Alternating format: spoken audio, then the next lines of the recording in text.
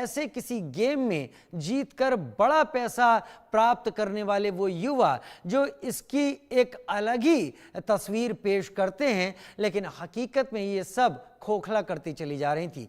Karnataka high court को बताया गया कि संसद की अनुमति और राष्ट्रपति की सहमति मिलने के बाद इस कानून को रद्द नहीं किया जा सकता कि कोई एक विशेष व्यक्ति खुश नहीं है।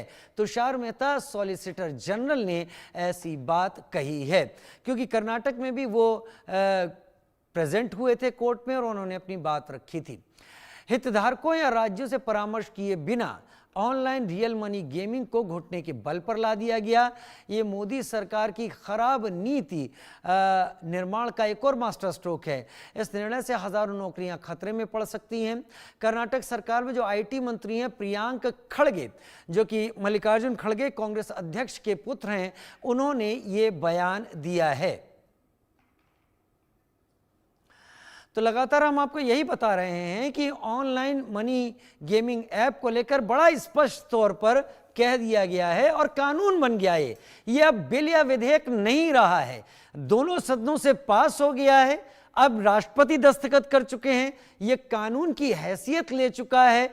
इसी पर सारी चीजें अब घूमती हुई दिख रही हैं। तो इसे विधेयक कहना या महज एक बिल की तरह सामने रखना वो स्पष्ट सही नहीं होगा। अब राष्ट्रपति के हस्ताक्षर के बाद इसकी हैसियत अलग हो चुकी है। मनोज जोशी और विनोद रावल जी जो टैक्स एक्सपर्ट है, मनोज जोशी हमारे स्पोर्ट्स एडिटर हमारे साथ इस वक्त जुड़े हुए हैं।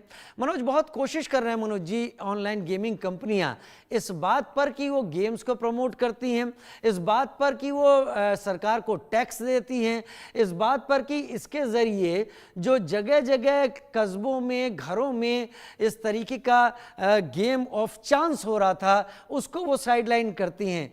क्या लग रहा है अभी 8 तारीख तक? देखिए, हर कोई जो कंपनी है उनका हर एक का यही मानना है कि ये गेम ऑफ स्किल है, क्योंकि कोर्ट, माननीय कोर्ट जो है इस बारे में अपनी अवधारणा जो है वो उससे अवगत करा चुका है। लेकिन अब देखिए, आप जवाब चीज़ों को आप अपने तरीके से मैनिपुलेट कर लेते हैं।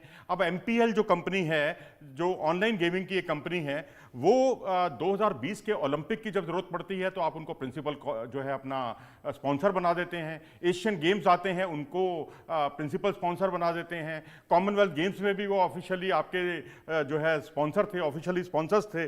तो जब जरूरत पड़ी तो आपने दूध में मक्खी की तरह निकालकर उनको बाहर कर दिया। अब उसमें दोष किसका था या दोष जिसका नहीं था उसका आकलन करना, उसके बीच में महीन रेखा खींचना बहुत जरूरी है, क्योंकि कुछ ऐसी कंपनियां, ऑनलाइन कंपनियां हैं जो अपना ट्रैफिक बढ़ाने के लिए सारे कायदे कानून ताक पर रख देती हैं, लेकिन कुछ इसका अनुसरण भी करती हैं। जो अनुसरण करती हैं वो भी साइडलाइन हो जाती हैं। तो यहाँ विनोद रावल जी जुड़े हुए हैं हमारे साथ। विनोद रावल जी से अगर आपकी अनुमति हो तो मैं एक सवाल करना चाहूंगा कि विनोद जी, ये जो पूरा खेल है, कंपनियां तो जो ऑनलाइन कंपनियां हैं वो तो ये यहां तक कह रही हैं कि हमने 20,000 करोड़ रुपया जो है सरकार को दिया है।